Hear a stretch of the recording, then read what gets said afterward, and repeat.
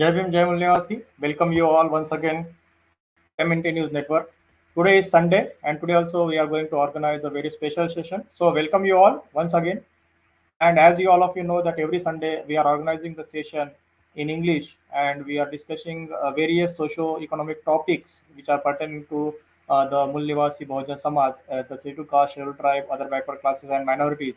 And today also we are going to discuss a very important topic. So this video will be live on Facebook and YouTube, and everybody is requested to join this and share this link to all in your social network, so that this important information, which is a very vital issue that is going on today, and very as far as the India's economy is considered, Indian conditions are considered, as far as the youths are considered, for everybody, this topic is very crucial and serious. So today, the topic that we are going to discuss is related to the Amrut Mahotsav, the 75 years of India's independence that everybody is celebrating.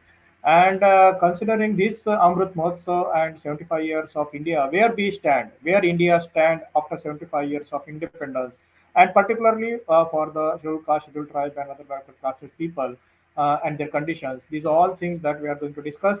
And today we have with us eminent personality, a social thinker and economist, Professor Dr. P.S. Kamble, sir. Sir, Jai Bhim, Jai Mulnivasi, Jai Samvidhan, Jai Bharat. Thank you. Thank you very much. And welcome to MNT News Network studio. So as I told that today India is celebrating the 75 years, and 75 years pertaining to the particular terminology that is said is Amrut Mahotsav.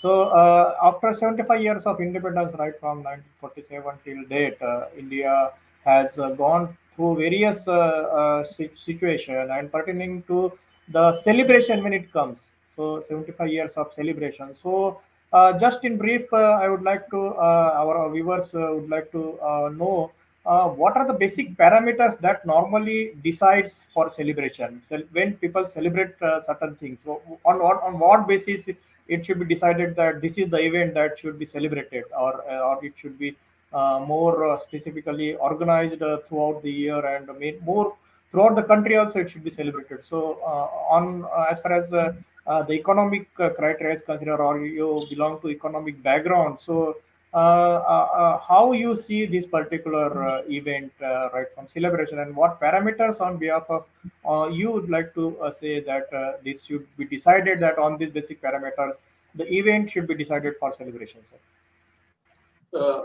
Ashish, first of all, I'm very much thankful to MNT English for organizing such a very serious, very important, significant, and relevant topic. That is 75 years of independence of India, and we describe it as Amrut Mahotsav. Actually, Amrut has a positive meaning. It should be positive. It should be favorable. It should be beneficial. In that perspective, when we look at 75 years of India, we didn't find much positiveness, or what I would say is advantageous or beneficial to that extent to the society as a whole, and especially poor strata of the society, deprived community of the society. In that perspective, it is of crucial importance. And therefore, what I want to explain before is that when we talk about celebrating independence or 75 years of independence, that should be more positive, that should be more beneficial, that should be more advantageous. And when in that perspective we look at economic development of India, we can get a combination or mixed picture of what we have realized and achieved economic development. We have succeeded in increasing national income, GDP, gross domestic product, even per capita income. But unfortunately, what growth or development that we have realized and achieved, we didn't distribute, we didn't allocate, we didn't reach to the society as a whole, which can benefit more, especially the socially deprived community of the society as a whole. There can be a scheduled caste, scheduled tribe, OBCs, minorities, there can be rural or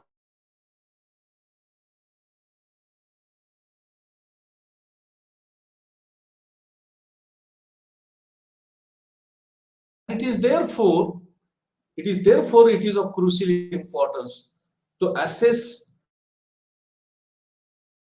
celebrating 75th year of independence of India. So we should have more positive results.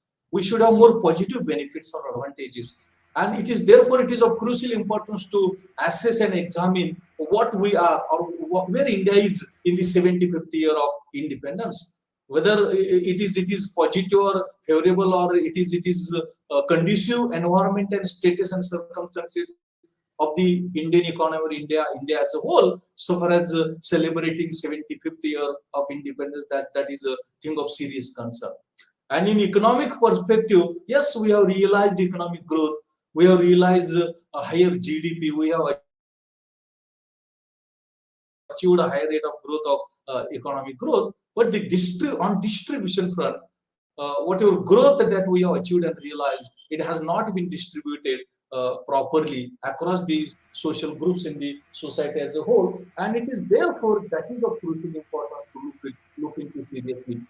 Latest 2022 data tells us that 50% poor families have possessed only 16% share of the national income, and 50% poor families have possessed 6% share of the total. Have possessed more than 65 share of the national income, and about 67-16% share of the wealth. This is what we call it as a exclusive inequality or higher level inequality that is there. It is nothing but it is economic discrimination. It is economic discrimination, and therefore in that perspective we should look at 75th year of independence in that perspective.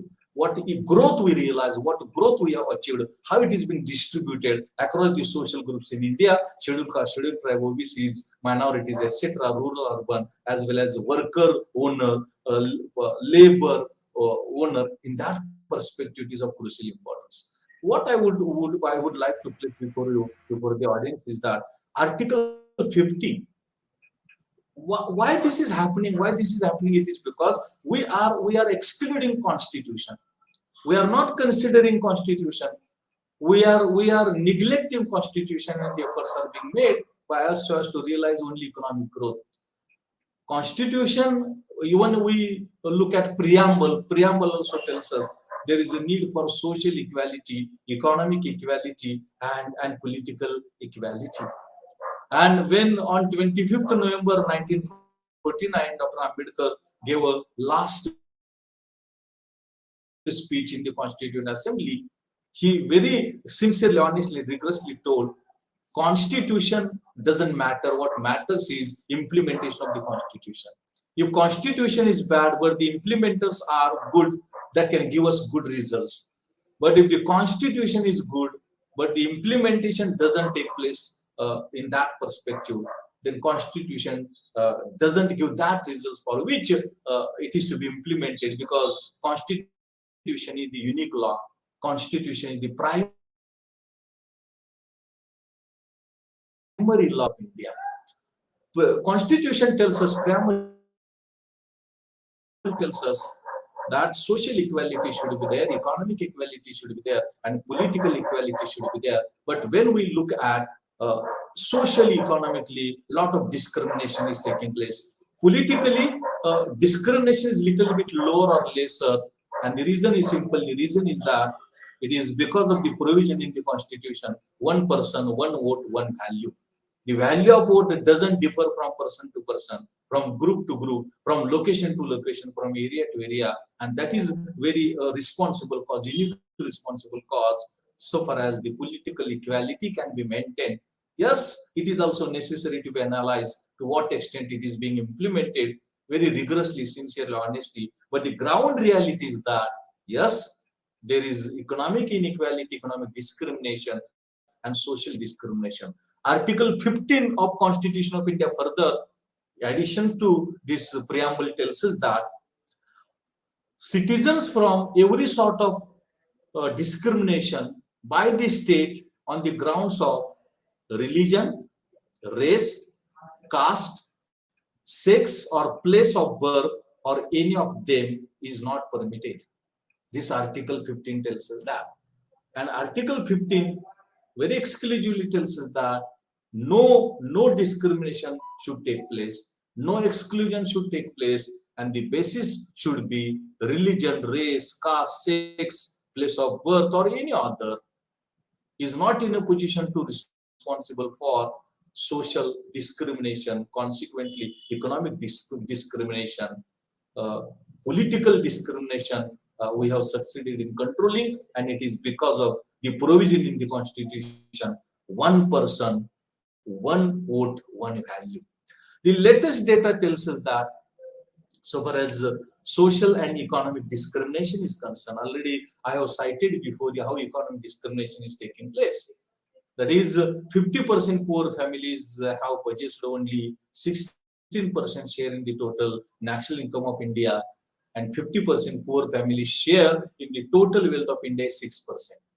On the contrary, 10% richest families have purchased a 65% share in the national income and more than 67% share in the total wealth of country. It is nothing but it is economic discrimination. And in this economic discrimination, we find that there is a there is a disparity. There is a disparity in public sector and private sector participation in India. All of us know Indian economy is a mixed economy, but it is dominated by the private sector. And consequently, it is a private sector dominated economy. Even mixed economy is given in the Constitution of India. In practice, it is a private dominated economy. And after 91 onwards, more and more privatization is taking place. And recently, after 2014, the peak of privatization has taken place. Today, there is not a single public undertaking. There is not a single enterprise of the government of India which is exclusively owned by the government.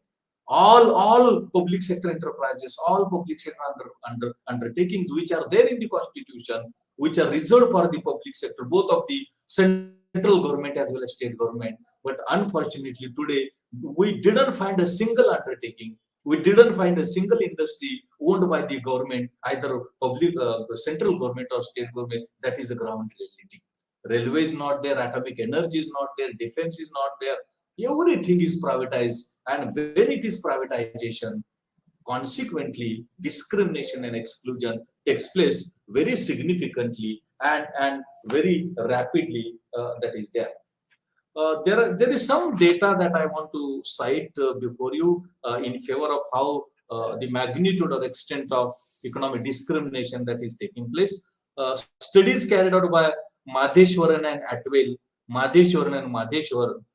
the studies tells us that only through the latest data that I am citing before you, because a lot of data I am having how the economic discrimination and exclusion that is taking place.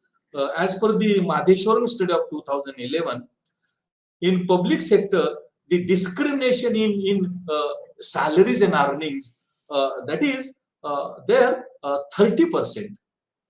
30% difference is there, and the degree of discrimination is 15% in public sector. In private sector, the difference in salaries and earnings is 19%, but the discrimination is 36%. This means that in private sector, the degree of discrimination is significantly greater, significantly higher, and that gives us how economic discrimination is taking place, how economic discrimination is growing very rapidly and significantly. In addition to that, I want to cite before you the data how that the economic discrimination is taking place. For example, in the context of scheduled caste and scheduled tribes, so far as their representation in the central government public enterprises is concerned, it is found that for A group employment, only 10% participation is there for scheduled caste, and for scheduled tribes it is only 3%. For B class employment, participation of scheduled caste is 11% and scheduled tribes is 4%. For C class employment or employees, participation of scheduled caste is 19% and of scheduled tribe it is 8.46%. And for D class, this is very important, participation of scheduled caste is 23%, and of scheduled tribes it is 11.40%. What does this mean?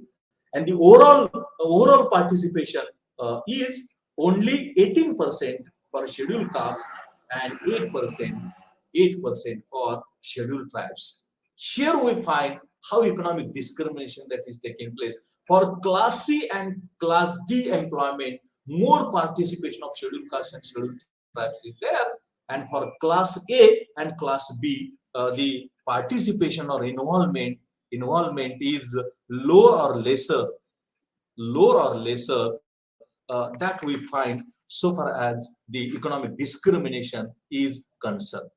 In addition to that, one data again I want to cite how economic discrimination is there and what can be dimensions and aspects of economic discrimination are there.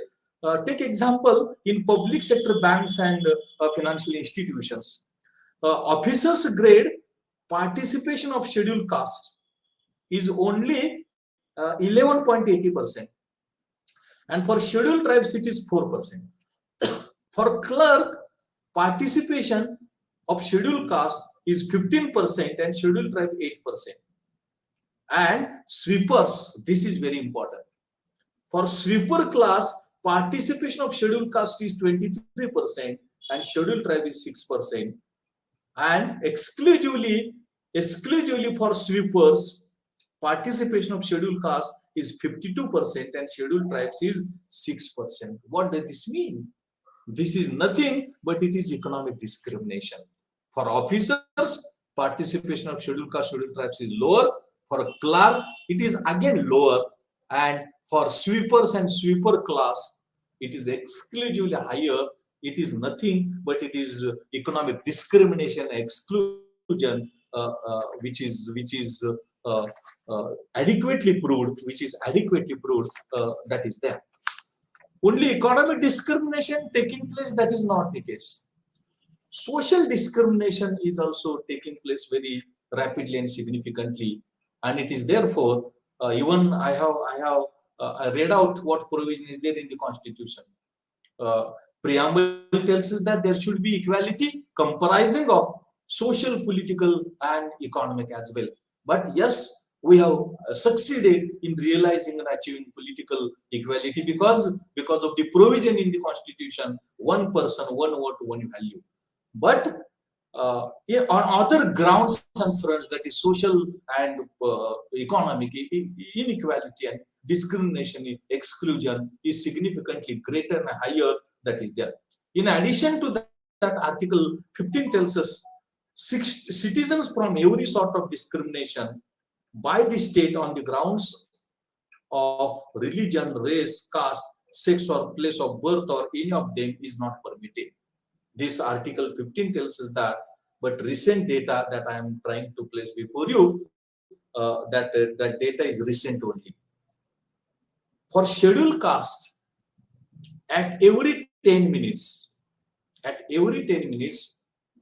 that atrocities take place. This is latest data for 2022, and that is given by National Crime Research Bureau, NCRB. And that data tells us that at every 10 minutes, atrocity or injustice against scheduled caste takes place, and the total number of cases, that is of injustice or atrocities on the Dalits is, again Dalit is 50,291 in 2020. And it grew in 2021 at 9.4% compared to 2020. So far as scheduled tribes is concerned, in 2021, the total number of cases or atrocities against the scheduled tribes is 8,272, which grew at the rate of 9.3% in 2021 compared to the 2020. And across the states analysis tells us that Uttar Pradesh is highest with 25% share, 25% growth, which is followed by Bihar, then Rajasthan, Madhya Pradesh. That is what the ground reality of the social discrimination is there. Social discrimination is there. and it is therefore social discrimination is significantly higher and greater that is there. Some examples that I want to present before you, I want to place before you, and the data is for 2015. I am trying to cite before you some of the cases, I would say case studies. In October 2015, the incidents of burning to death of two small Dalit children, those were in asleep, took place in Faridabad in 2015. Then minor signs of Dalit residents have resulted in brutal retaliation by the dominant caste, and a Dalit boy with wrist being chopped off because he cannot wear watch. He cannot wear watch. Another incident is there. One Dalit boy was killed because he was hearing song on Dr. B.R. Ambedkar. He was hearing song on Dr. B.R. Ambedkar. Again, a young Dalit boy died in police custody because of torture by the police. And he was case was filed against him because two pigeons were stolen by that Dalit boy. Again, three small children were stripped and put in jail. That is what taking place. Only it is not male and children against from the Dalits, the atrocities are taking place. Women are facing multiple discrimination, especially Dalit women. The data tells us that there is a sexual violence and other crimes as well. And the justice is far away. The justice is far away. The data by 2015 Equity Watch report. That Equity Watch report tells us that 47% increase has taken place against the atrocities against the Dalit women. 47% increase is there. One more example of social discrimination is bonded labor and child labor are from the strata of the scheduled caste and scheduled tribes, Dalit community, and the activities like manual scavenging and devdasis, those are from scheduled caste and scheduled caste, especially Dalits, and exploitation of Dalits as a bonded labor and child labor by the agriculture, mining, textile, and other industries is significantly greater and higher that is there. One more Sir, data, 2006. just 1 minute. I would like to Go ahead. means Go ahead.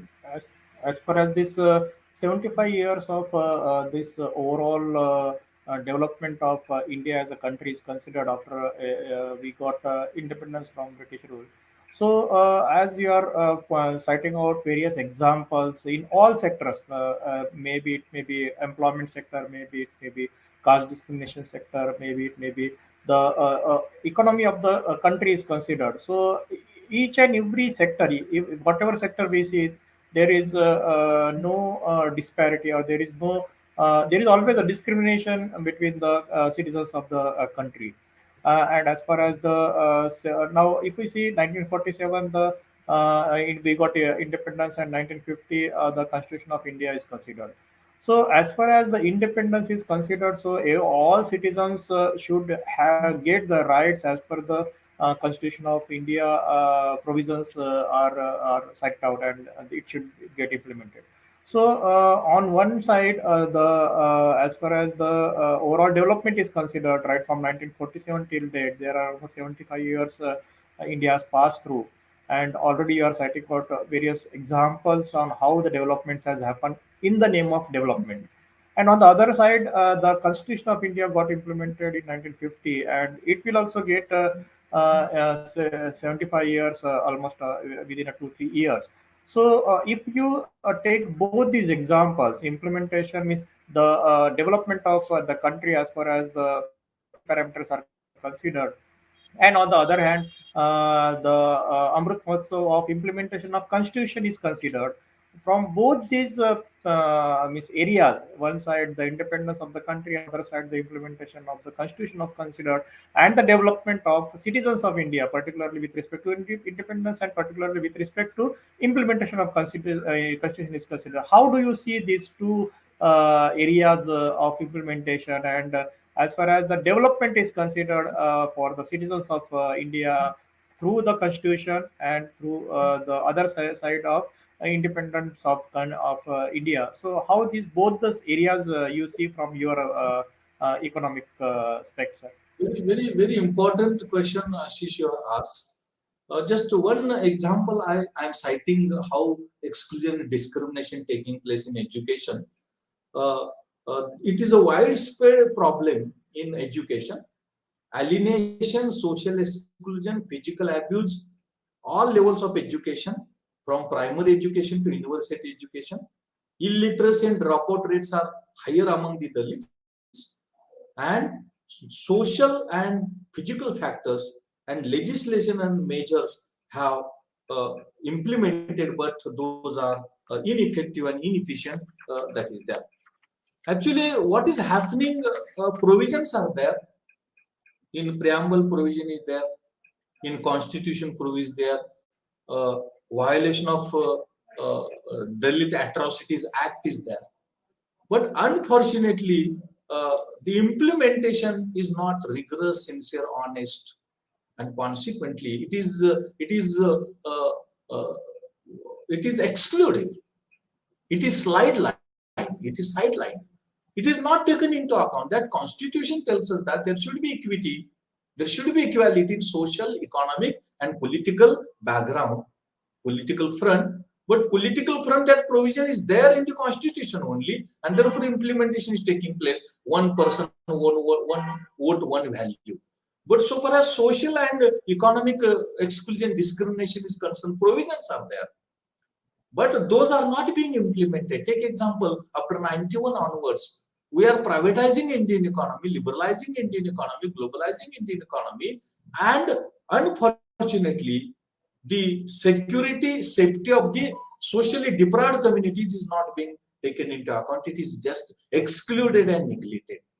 And consequently, the provision is there, but because of privatization, because of liberalization, because of globalization, growth is taking place.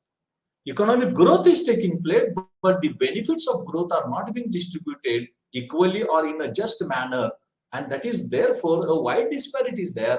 And consequently, the magnitude and extent of economic inequality is growing very rapidly and significantly. Oxfam report of 2000 tells us that 1% family has possessed a 73% share of wealth in India. And Oxfam report 2018 tells us that the Gini coefficient is increasing and indicating that economic inequality is comprising of income, consumption, and wealth is increasing very rapidly and significantly. On social ground, a wide disparity is there in education. The gross enrollment ratio in education is significantly lower for the scheduled caste, scheduled tribe, OBCs, and minorities. It is in higher education also. It is wide disparities there in gross enrollment ratio. Consequently, privatization is prohibiting entry or access to the scheduled caste, scheduled tribes, and minorities into the education. One study was carried out by Basant and Sen, and that Basant and Sen tried to examine what disparity is there, what inequality is there in access to the higher education in India. And that study tells us that potentiality to participate by the scheduled caste into the higher education is 44%, but actual participation is 10%. For scheduled tribes, potentiality is 40%, and actual participation is just 4%.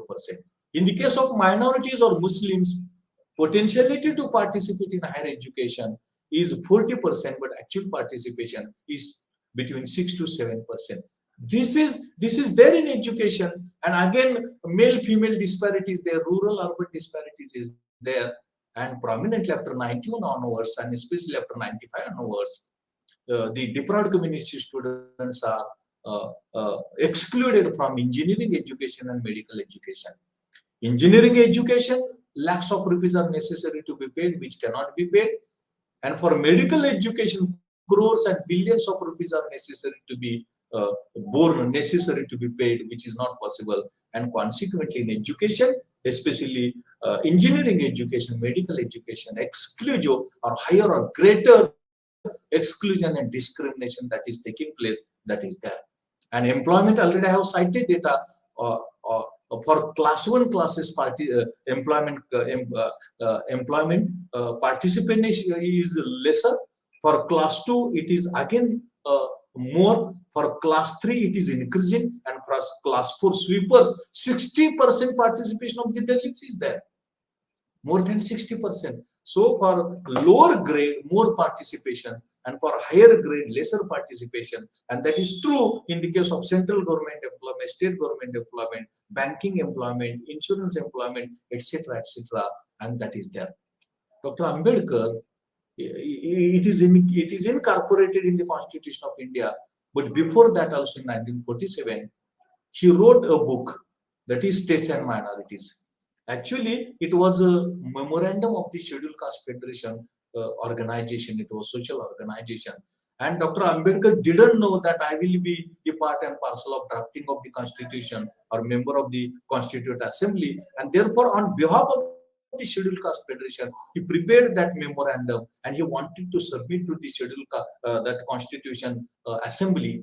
And it is like proxy constitution. Articles are there, preambles are there, sub-articles are there, and in that states and minorities, he has exclusively mentioned that any kind of exclusion, discrimination should not be there. Owner should not discriminate, exclude employees. Government should not, or officers should not exclude, discriminate assistant or assisting employee. Likewise, there should not be poverty, inequality, and unemployment among the poor strata of the society, among the Dalits, scheduled caste, scheduled tribes. And therefore, he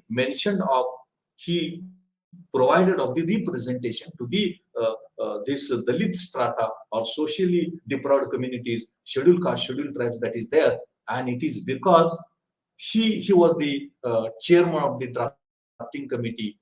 He was the sole drafter of the Constitution of India.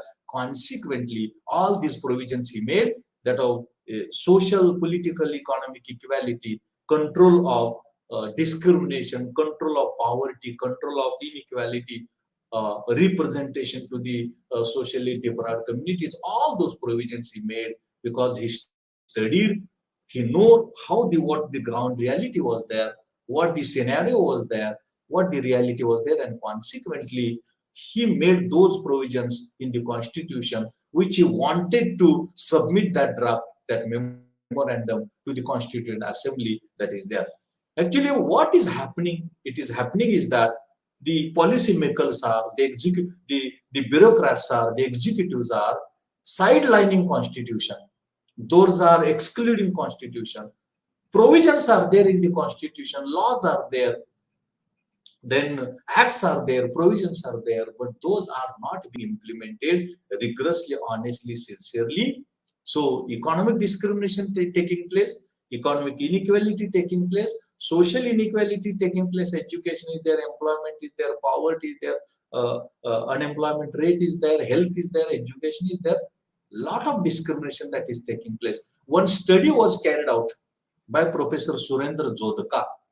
Surendra Jodhka is a professor of sociology in Jawaharlal Nehru University, and he carried out a study the study covered the area of Delhi, Punjab, Haryana. These are the neighboring states of Delhi, and he studied how social and economic discrimination that is taking place, because all of us know Delhi is a developed state, then Punjab is a developed state, Haryana is a developed state, and he wanted to assess whether there is a social exclusion and discrimination that is there or not. And he checked whether the businesses and industries started by the socially deprived communities, that is scheduled caste, scheduled tribe, OBCs and minorities, those are developing or not, their development has taken place or not, or because of exclusion, discrimination, their development or their survival is not taking place. And unfortunately, whatever results Professor Zodka arrived at, that is shocking. He found that the upper strata of the society is not permitting, or it has become a hindrance in the growth and development of the industries, businesses, small businesses and small development activities by the Dalit community, by scheduled caste, scheduled tribe, OBCs and minorities. Those are not sustaining. Their development is not taking place. Same study was carried out by Professor Sukhdev Thora. He's a very reputed social thinker and economist from the Jawaharlal Nehru University. And he carried out the study how in private sector exclusion and discrimination takes place in employment. When the advertisement was given that in private sector advertisement was there, and proxy applications were made. The same candidates, 100 candidates, number can be more or less, 100 candidates applied as a scheduled caste, scheduled tribe, OBCs. No call for interviews or written exam was received by them. But the same candidates, they applied as a open, as a non-backward. Everybody got calls. Everybody got calls for interview and written examination. Same study was carried out by Ashwini Deshpande from Delhi University, and all those studies exclusively adequately proved that lot of social economic discrimination is there. The forms have been changed, times have been changed, the modus operandi has been changed, but it has not stopped at all. To some extent, it can be reduction might be there to some extent, but entire finish or end of the discrimination, that is not there.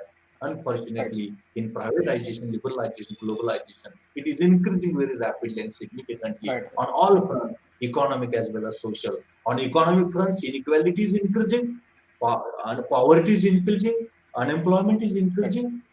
On social fronts, in education participation, no participation in engineering, no participation in medical, in regular education also, because of the privatization. In future, there will be a significantly fall or decline in participation of the socially deprived communities in education, scheduled caste, scheduled tribe, OBCs and minorities. That is there, that will take place. Over to you. Right, sir. So you even after 75 years, whatever the basic thing of celebration is there, nowhere we can see that we are progressing in that particular front as far as the rights of the citizens are considered, or as far as the rights of the every individual is considered, and particularly the 85% of the population who are deprived, who were deprived before 1947 and who are still deprived today. So definitely this calls for a retrospection of ourselves, where we are today, and on what way, on what parameters we should celebrate or non-celebrate this Amrit Mahotsav. So, sir, almost we are now at the end of the session, and it was a nice time with you. Before ending today's session, I would like to take your message. If such situation is persisting for the last 75 years, are there any provisions, or are there anything that the citizens can do or citizens can think of in doing something for their own development, for their own benefit?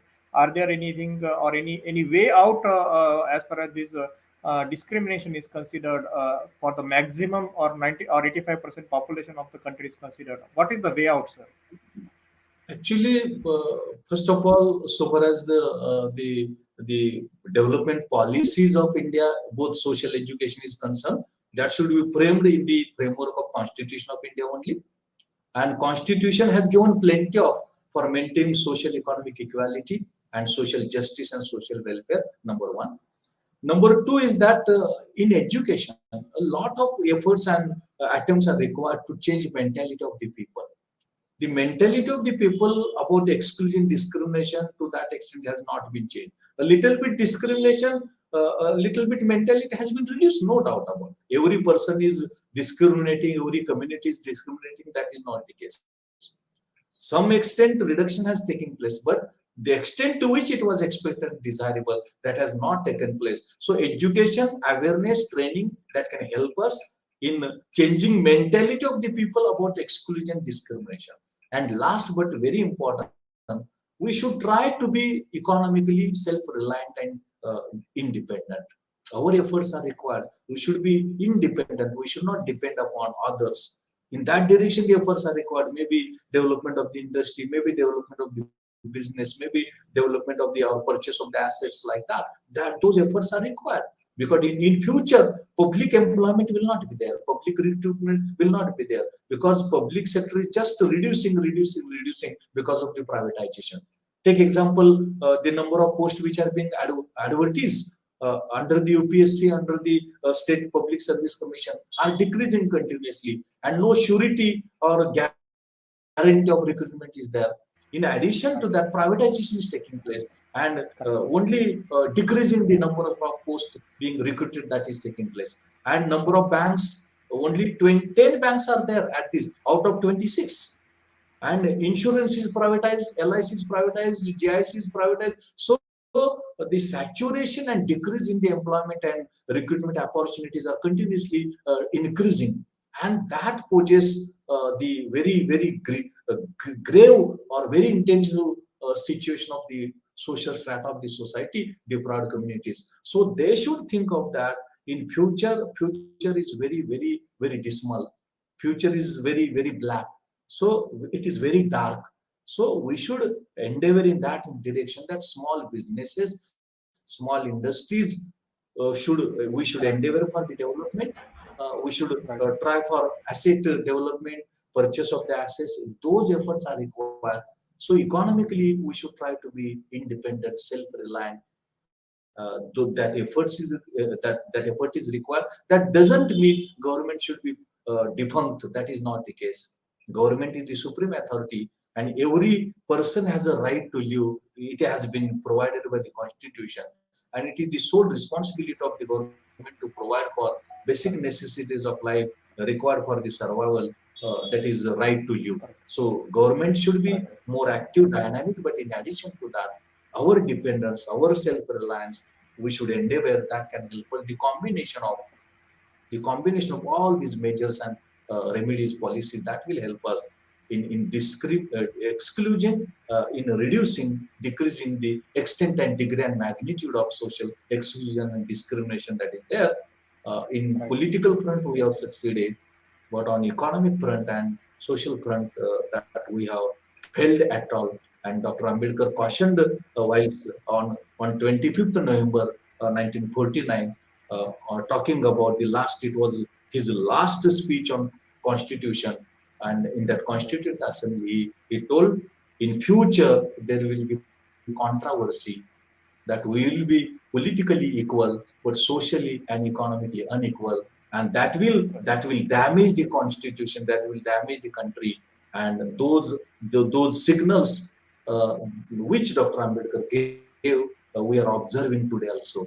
So we should take Dr. Ambedkar very seriously.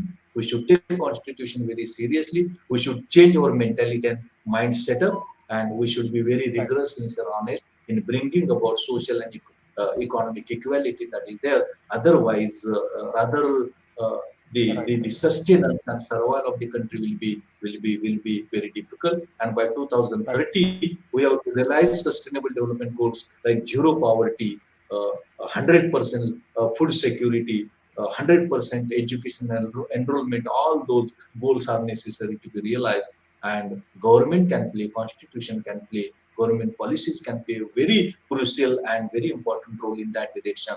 And the combination of all these measures and remedies and policies, that will only help us in controlling, arresting, restricting social and economic exclusion and discrimination that is taking place very rapidly and significantly.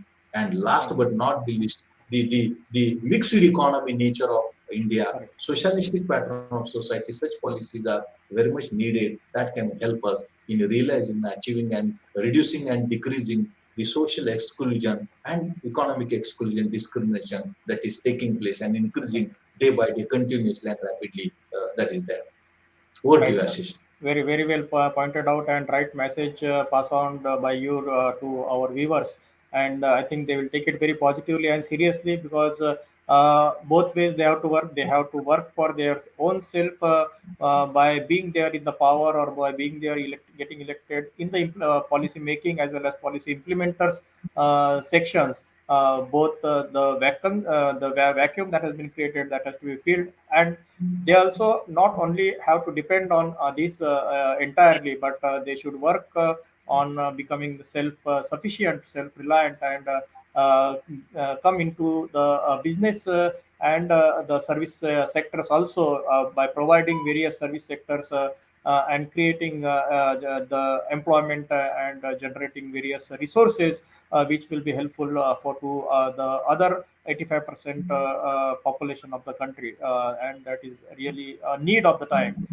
Really, sir, you had elaborated very widely and very detailed, giving citing various examples on how the caste discrimination is prevailing even after 75 years of independence, and still there is a way out. And definitely our viewers will take that in positive direction, and they will think in that particular direction, and they will come back, and they will definitely look for their own sustainability and their own development in coming days. Thank you very much, sir, for joining today, and with your Thank permission, you. Thanks a thank lot. you. Thank you And very much. yeah, thank you, and Jai Mullivasi for joining today. And definitely we will invite you on other day on other different topics, sir. I hope you will again join. Thank you, My sir. pleasure. Thank you. Thank And you very much. Thanks a lot. thank you. And with your permission, I would like to announce for tomorrow's topic. Tomorrow is Monday, and Monday we are normally discussing the topics in Hindi. And tomorrow also we are going to discuss one such important topic, and the topic is जब तक सच्चे प्रतिनिधि चुने नहीं जाएंगे तब तक आजादी का तमाशा चलते रहेगा. So the same continuation of today's discussion. So what we have to do, what on the political front, what we have to do to get our rights on our own. So that is the topic that we are going to discuss. So be there with us, and this is a very important topic, that how the real representatives should be elected to get our rights back. So that is the topic that we are going to discuss. Thank you all. Thank you very much for joining today. And again, we will meet next Sunday for the session in English. And from tomorrow onwards, till Saturday, the sessions in Hindi will continue. Thank you very much. Jai Bhim, Jai Mulnivasi, Jai Savidan, Jai Bharat.